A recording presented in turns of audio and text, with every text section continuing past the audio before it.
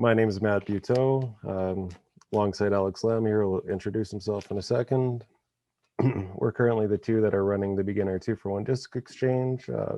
Visit the Facebook page for more info on that. Basically, we have a library of discs. You exchange one or exchange 2 discs for any one in that inventory, and it's helping us to grow our inventory, as well as we can potentially sell them off to raise money for our basket fundraiser that we have going up. But I'll stop with the shameless promotions and I'll let Alex take it off here. Yep, thanks, Manny. I'm Alex Lam. So I started disc golfing probably about 6 months ago. And Maddie's actually the one that got me started. So we were camping and he said, hey, you want to give this a try? And I said, sure, why not? And I've been hooked ever since. So if I ever go broke buying all these discs, Maddie, it's all because of you. Oh, sorry, my Alexa was going crazy in the background. All right, so why collect? Well, we all collect something, right? Whether it be coins or stickers. Actually, I was looking up weird things to collect, and in the top 5 list, it said banana label stickers. But you know what I didn't see? It didn't say disc golf discs. So Maddie, we're not weird, or so I'm told. Anyways, I love disc golf, so naturally I started collecting discs. Other reasons to start collecting might be because you want to gain more knowledge, or you want to learn more about disc golf and the different types of brands and the molds, or it's just the competitive challenge of completing a set, like collecting all the different stamps and colors of a Cloudbreaker 2 disc. Or maybe you want to try and make friends with fellow enthusiasts. Maybe you want to collect because of nostalgia or a connection to history.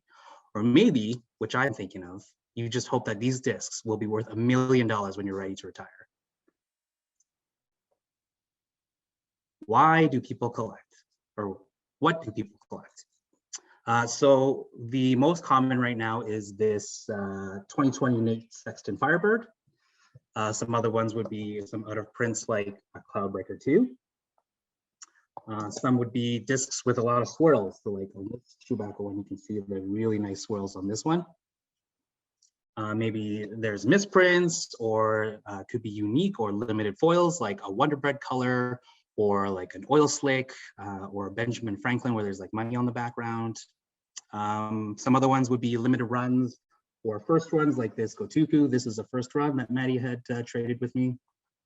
There's some like halos or even glow discs. Right now, Castoplast and Discmania ones are currently dominating the market. Or people just want a uniform bag of the same color. So I know a couple friends that do that. So maybe it's all blue or maybe it's all pink. Some people collect signed discs and also custom dies or even stencils. So we actually have this stencil one by Eric. So thank you very much for this. This is actually going to be waffled off later on this week. Awesome, thanks so much for that, Alex. Just to touch on one thing with signed and dyed discs, there are a lot of purists out there that think that either adding dye or ink, even if it is the signature series like Nate Sexton Signs of Firebird, some people actually believe that detracts from the value. I personally don't believe that, but some people out there do think that. So just keep that in mind if someone like that comments on your post, if you're buying, collecting. Don't get discouraged. It's collection is totally, or beauty is in the eye of the beholder. For what drives value, condition is a primary driver, as well as the basic economics, supply and demand. In order to keep your disc in best condition, storage is super important. If you're planning on collecting your disc, please don't ink or throw it. That greatly takes away from the value.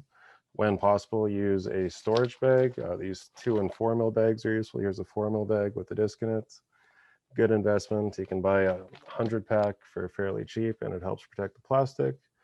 Also, some discs, like the Lone Hell on the right-hand side there, is sun sensitive. So if you were to leave it out in the sun, it would change color. Any purist would want it to be the color that it came in. So if you see that one, it's taped off to make that pattern. Anyone that's buying the disc, either to throw or collect, would prefer it in the natural yellow state. Also, another big pet peeve that people can't really explain on a sleepy scale is cigarette smoke. If you're in a house where you smoke, please keep your discs in a separate room or somewhere where they can be protected. The smell of cigarettes greatly takes away from the value. In terms of scarcity, first runs or any limited run that has a finite number. is going to be more valuable intrinsically. Not every disc that meets these descriptions will become valuable, but this is a good starting point if you're going to start a collection. Tour series discs like the Firebird Alex showed is a great example of this. Anytime you can buy a Discmania mystery box, I know they sell it in like 14 seconds.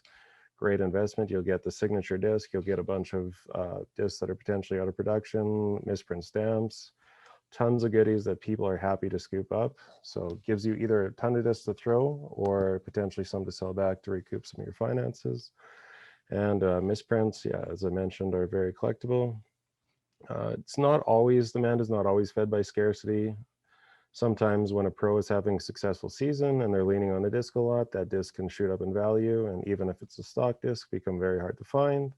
Also uniqueness, the Stego in the bottom left-hand corner there, although they make re-releases of it and new molds, not new molds, but make new runs of it every month.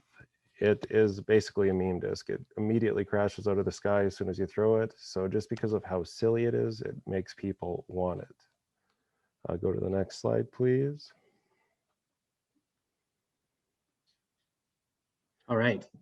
So here is a very important way to determine the condition of the disc. So it's called a sleepy scale. So I'm going to go kind of from the bottom to the top. So a 1 out of 10 is something that's just completely unrecognizable, like just shattered apart or whatever. I don't have any examples of discs like that, but I don't think I've even seen that addressed on any of the auctions or whatever. And same with number 2. I've never seen anything auctioned with holes or cracks or very major damage. But I do have a 3. This one is a tracker. It's a very overstable disc. It's very beat up though. So now because it's all beat up and there's gouges everywhere and there's the name on the back and everything, it's more of a neutral because of that. So here is a number 4. It's Beast. It's pretty beat up. Pretty much uncharacteristic flight numbers on it now with damage on it. It's pretty much so beat up that it does not fight out of the anhyzer anymore once you throw it. Here is a 5 out of 10 on the sleepy scale. This is a green Valkyrie. It is an understable disc, but because it's been used so much, a couple gouges here and there, it's now slightly more stable. Here is a 6 out of 10. This is a Predator. It's thrown lots, obviously. There's scuffs everywhere. It's kind of beat up here and there, but the Elite X plastic on it has held up very, very well. So it's definitely a 6 out of 10, you can see. There's no like major gouges or anything like that, but it is well used. This is a 7 out of 10, a Blue Genius. It looks really good. There's no big gouges or anything like that. Pretty clean. Just got a little bit worn on the top, but definitely still lots of life in it. Here is an 8 out of 10, a black PA4. It's an 8, like it looks pretty good, but it's an 8 because there's ink on the back. So automatically, if you put your name or your number or you ink it with whatever else, it's automatically an 8 out of 10. So even though it's still like pretty good condition, once you put your name or you put anything on it, it's an 8 out of 10. Here is a 9 out of 10, a Blue D Model S. It looks like it just came right out of the store, brand new. Maybe a couple like little small scuffs being, maybe it was made when you're carrying in the bag or something, or a couple fingerprints here and there and whatnot, but very pristine, 9 out of 10. And this one would be a 10 out of 10 because it's kept in the bag. And I've only taken this out maybe twice. So this is a 10 out of 10, brand new, straight from the store. It was never taken out of the bag except for the 2 times that I just mentioned. But this is a Death Star on a Force disc by Discraft.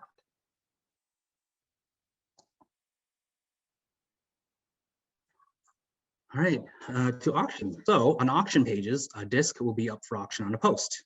And this is where if you want to bid on this post, you comment in, your bid amount in that post. Bids are typically in dollar increments. So it's either 10 or 11 or 12. There's no 11.50 or 11.75 or 11.99. And then to win the auction, your bid has to stand for at least 24 hours. Now, there are other formats, which include timed auctions. The maximum time allowable is typically between 24 and 72 hours. And there also is a 10-minute snipe rule. It's a common rule that means that if a bid is placed within the last 10 minutes of a scheduled closing time of the auction, time will be extended for another 10 minutes. And this will keep continuing until the 10 minutes have passed since the last bid. This pretty much gives everyone a chance to have their fair chance at getting this disc. As a buyer, when in doubt, ask the seller questions.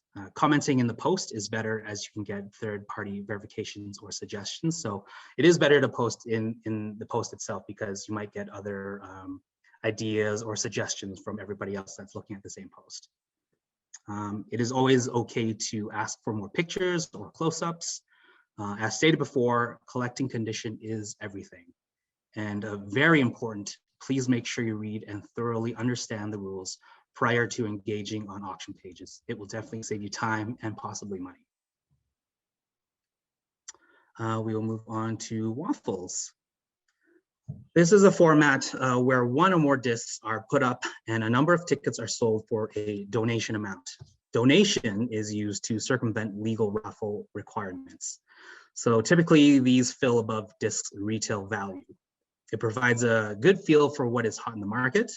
It's very strict rules because it ensures that there's no cheating or scams that take place. No payment is required until all of the waffles filled. There's also strict video proof of the draw. This includes payment verification and 3 separate timestamp verifications that the seller will post. There's also security certificates for web pages that are verified with a refresh procedure. And also all videos are taken with a phone or camera. No capture cards or streaming platforms can be used. And also, again, very important, please make sure that you've read and thoroughly understood the rules prior to engaging on a Waffles page. Again, saves you time, saves you money. Taking offers and in search ofs. So taking offers is when a disc has a description, a sleepy scale rating, and pictures that are posted. Offers are generally made via PM or actually on the post itself and can end at any time. In search ofs are posts where you're looking for a specific disc. This is where you would probably say, I'm looking for this type of disc by this brand with this mold. Let me know what you have. And then people can post what they have, and then you decide if you want that or not. Some common abbreviations are ISOs, in search of, BIN, pronounced bins, buy it now, PPFF, PayPal friends and family. This has no fees associated with it, but it might be good sometimes to have goods and services selected depending on the auction itself and the seller. RRNTS or OSO, this is reserve the right not to sell or sell early. FTO is for trade only. Perfect. Thanks, Alex. Before I go on to this slide, Melissa did ask a question in the chat about who determines how many tickets or how much each tickets are for the Waffles slide. If you want to, I guess you don't have to tab back. It's fine. I can just answer as is. The seller determines how many tickets there are and how much the tickets are. With Waffles, there's actually zero risk. Either your waffle fills within 3 days or it does not. The seller can always adjust the ticket prices downwards, can never increase the ticket prices or increase the number of tickets. But yeah, that's why you see things selling for above retail market. Basically, the Sexton Firebirds that Alex talked about at the start, probably retail in stores for about $35, but people are filling at Waffles with a valuation of around $120 right now. So they're either selling 12 tickets at $10 or 6 tickets at $20, and they are filling at that. So if you bought that disc at retail price, you have potential to make $75 or I guess $65 profit at minimum, 75 probably. So exciting opportunities there if you follow the procedures. If you don't, you obviously risk being booted, which is why we're emphasizing on most of these pages. Please read and follow the rules, very important. I did reach out to the admins and they told me if we ever direct members from our community to their pages, just make sure they understand the rules and play along. Perfect. I'll now move on to Buy It Now, which is probably the easiest type of post to explain. It's basically someone will post a picture of a disc with sleepy scale, maybe a little story behind it, and a price. If you like the price, you can type buy it now in the comment. First person with the earliest timestamp gets to buy the disc. You are absolutely allowed to ask questions. However, remember, the first person that timestamps buy it now wins the disc. So if you're asking a question or slightly unsure and it's something little that's bothering you, it might be better to have done your research beforehand and not ask those questions, but totally up to you. Please don't post an offer there. It's not permitted in this format, or personal message the person to make an offer or trade. That's not how these pages work. That's annoying. Just stick within the rules and everyone will be happy. Next slide, please. Stacks. Stacks is probably the fastest growing format right now and is sweeping the disc golf market by storm. If you go to the Canadian disc golf market, most of the Discmania pages, stacks are getting super, super popular. Basically, this used to be the Wild West in most of these pages where you could post any number of discs packaged together in any number of units, but a lot of these pages have made it simpler and limited it to 25 discs per stack. Not even discs, sorry, it can be disc golf items. I mean, I've even seen a stack where someone auctioned off a pair of disc golf shoes, but typically it's constrained to discs. This basically combines buy it now structure with the taking offer structure. Discs will be posted with pictures, sleepy scale, maybe brief description, and a buy it now price. You have the option, does the seller, sorry, I guess we can answer the questions at the end instead of answering them. I lost that when it popped off the screen, but I'll get to that at the end, sorry. Basically, once that is posted, there will be dozens and dozens and dozens of people watching the stack if it was advertised properly, and the first person to type buy it now wins that disc. You do have to be careful here because sometimes prices are elevated because there's so many people in the heat of the moment, the adrenaline's flowing. So easy to type buy it now if you see a disc you like. Take a second, take a deep breath, look at the price.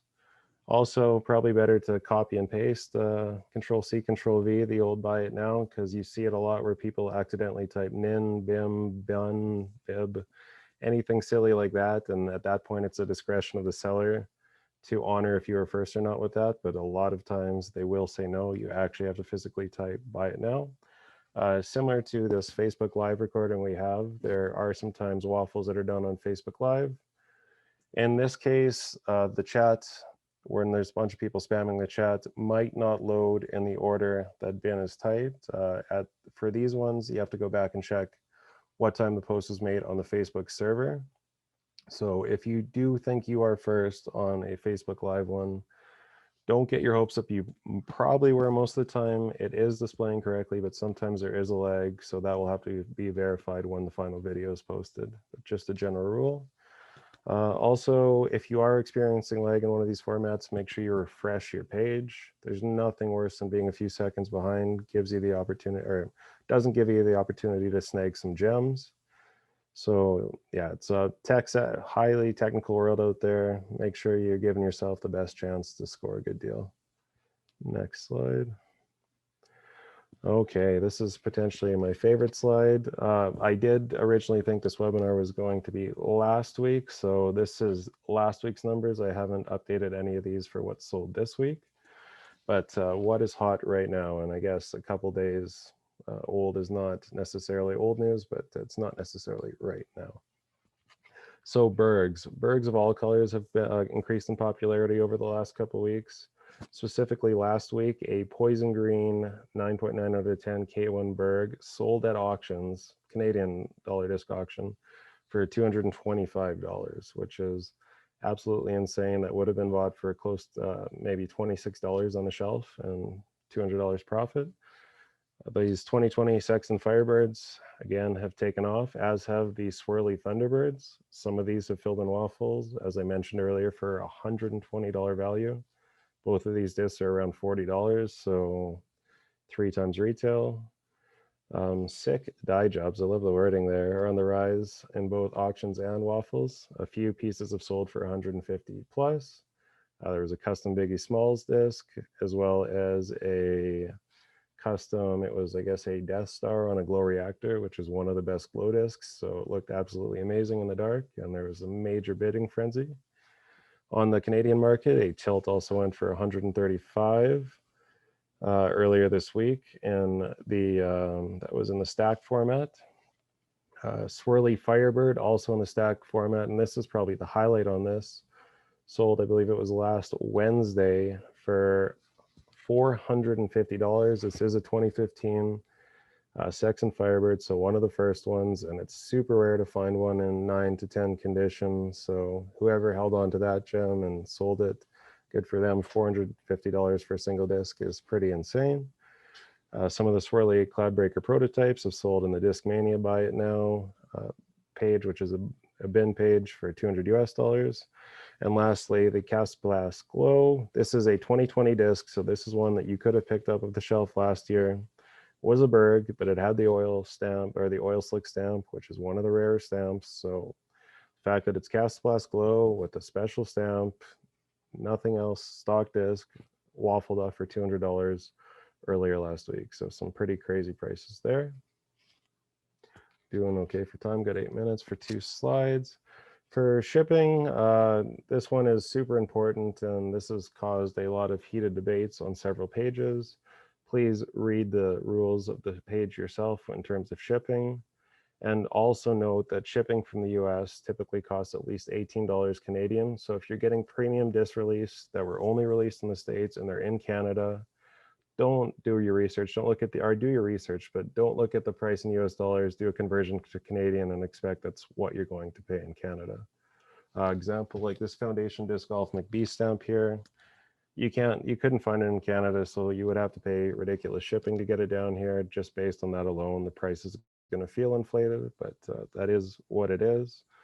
For most shipping methods, common bubble mailer is acceptable.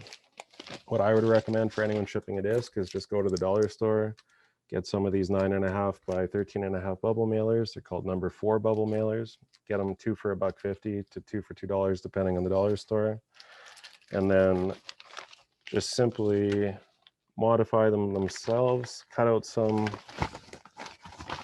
of the excess bubble mailer, make it so that it's tight to the disc, fold it down, write the address, write do not bend. This actually gets a full 175 gram disc below 200 grams if you ship it this way, which will save you shipping in the long run. Even if a disc is scaled to 201 grams, the dollar jump goes up about $1.25. So shaving that extra little bit off and fully protecting the disc by wrapping it like this is important. Some people also think you should use a cardboard backer. I personally feel, and most people feel, that as long as the disc has nowhere to move or shake and won't get scuffed, cardboard backer is unnecessary. To talk about the cost ranges, anything under 200 grams, 100 to 200, which is where most discs will fall, will be $319, or $444 if you're over 200 grams. Cheapest way to ship these is to go buy a roll of stamps. Each stamp has a value of $1.07, so 3 stamps will ship less than 200 grams. 5 stamps will ship over 200 grams, but whenever possible, try to shave it down below 200. And this kind of ties into shipping, but if you're about to ship a disc and the seller is giving you a bad vibe, please do the transaction through PayPal Goods and Services, provides insurance for the disc. That way, if the sale goes sideways, you're not going to be out your shipping costs or the disc cost. There is a small fee associated with it, but for peace of mind, completely worth it. And I'll let Alex take over for the last slide. Right, overall etiquette. Treat others with respect. No snarky comments or telling someone what they're selling is overpriced. If there's anything that you perceive as being suspicious, though, report it to the page admin. Don't accuse or blow up the thread. When possible, leave positive feedback. The internet just seems to be filled with so many negative reviews. Let's try and turn that around. And not necessarily etiquette, but as a buyer or a seller, it is best to be able to send and receive payments through at least e-transfer or PayPal. And that's it. Thank you very much. Were there any questions? I think there were a couple that popped up that I wasn't able to read, but how do I view all? Where did the questions pop up? Right there. Marvin said the Mandalorian disc is sick. Thanks, Marvin. Yeah, it is. The tickets question was asked. Does the seller need to disclose what every disc is? In the stacks format, it's a rare exception where you sometimes get mystery discs or mystery bins. I'll basically either give you, well, sometimes it's completely dark, but for the most part, they'll give you a little teaser about if it's tour series, glow, something like that, and give you a bin price, and they'll give you an opportunity to buy it completely sight unseen. But for most other formats, or mystery box formats are another one. Those do need to be approved by an administrator, though, so you don't need to really worry about getting burned. They do have your best interests and Yep. at heart as a page administrator. So that would be the only case where you wouldn't necessarily know exactly what the disk is. Sorry, there's one more here. Where can people find the auctions or waffle sites? Do you want to take that one, Alex? Yeah, so there's some, you can actually search it really quickly in their Facebook pages where it's the Canadian Disc Golf Waffle page, or just even the Canadian Disc Golf page. There's also the Dollar Disc page as well. And there's also a lot of American ones. So I haven't bought any from the American sites, but some of them do say they won't ship internationally. So just make sure you read the post and make sure that, you know, if they say that they don't post internationally, don't bid on it. But you can also just ask the seller, hey, if I pay the difference, will it be okay? Sometimes they'll say yes, sometimes they'll say no.